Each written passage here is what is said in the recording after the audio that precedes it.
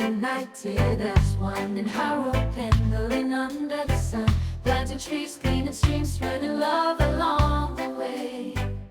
My YESfest challenge would probably be to go on more walks and look after the environment a little more. Just to help the environment and explore it.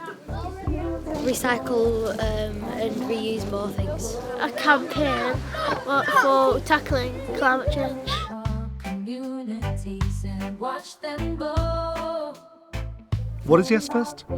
Well, it's a movement really. It's a community that gathers together in various parts of the UK, cheered on by supporters and friends around the world.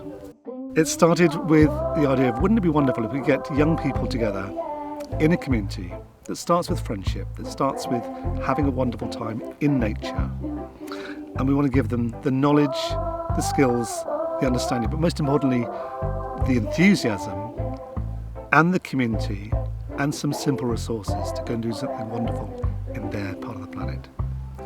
So our intention for YESfest is to really immerse our children in nature and make them feel the beauty of the planet really firsthand and kind of in all its raw glory really. That they have a sense of urgency about protecting it. And that's what we're doing. Our first one was in Harrow in 2023, second one in Harrow School in 2024. I'm currently talking to you now in the middle of YESfest Pendle in the beautiful Lancashire countryside. We've got a talkioke happening at the moment. We've got a session led by young people in India, from an NGO in India, giving us poetry about the planet. Later on this year, 2024 in September, we're at the Eden Project, who are great supporters of our work. Welcome to Eden Project. Super excited to be taking part in YESfest with you guys today.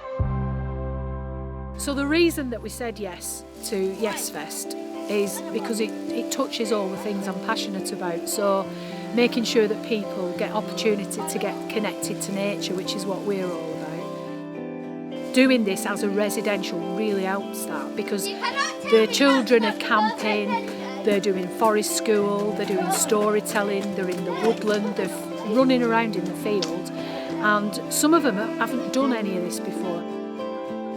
There's something really scary about being a young person right now. I think there's a real disconnect with nature that needn't be there. I think there's too many children indoors, disconnected from nature and disconnected from each other. And this is an antidote to that really. It's a very real, tangible gathering of people, of young people at heart. A lot of it's led by young people, peer-to-peer or near-peer sessions where their voices are heard. They're having a good time, but beyond having a good time, there's a real purpose to what we're doing. So we want to tackle the nature deficit disorder, we want to tackle the mental health crisis of our young people, and we want to do it with really simple resources. Beautiful places like this, wonderful places like Harrow in London, and also the Eden Project. But it needn't be here, it can be anywhere. And we've got a vision that YESfest then becomes something which can happen small scale or large scale, but it's a gathering of people saying, we're new friends and we want to do something for the planet together. When we're connected to nature, that's when we start to care about it.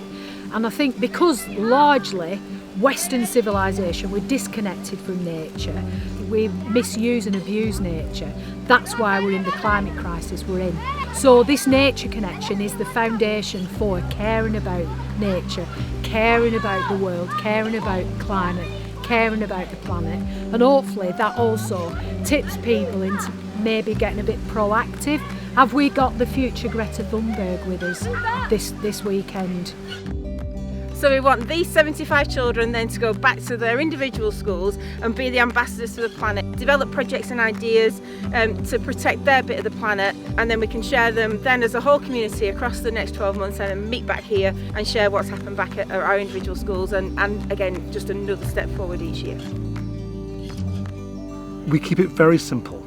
We set them a YESfest challenge, and that YESfest challenge can be small, medium or large. It can be something which is a small life change, but something which sticks.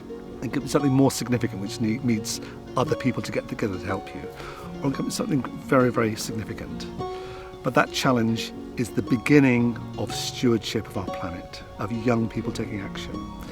We don't think there's many festivals or organisations or groups doing what we're doing. There's many people who cater for young people who are already engaged with looking after our planet, and we want to get them young. We want to get them when they know they've had a wonderful time in the countryside. They know that they want to look after this planet. So it's that deep connection with nature that makes them then want to look after nature more. The idea seems to have captured people's imaginations, and it's a very simple idea. Get young people together in nature, having a wonderful time, and then significant things will happen. So we've had some really wonderful projects which have happened by people who came to YESfest. So it's very satisfying, not just have the fun that we're having now in a beautiful setting, but knowing that fun and that time in this beautiful setting will actually do something very significant as a consequence.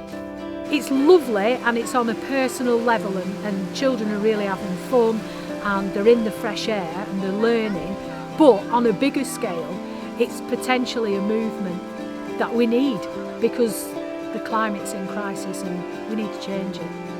I think it's quite easy to underestimate what we're doing.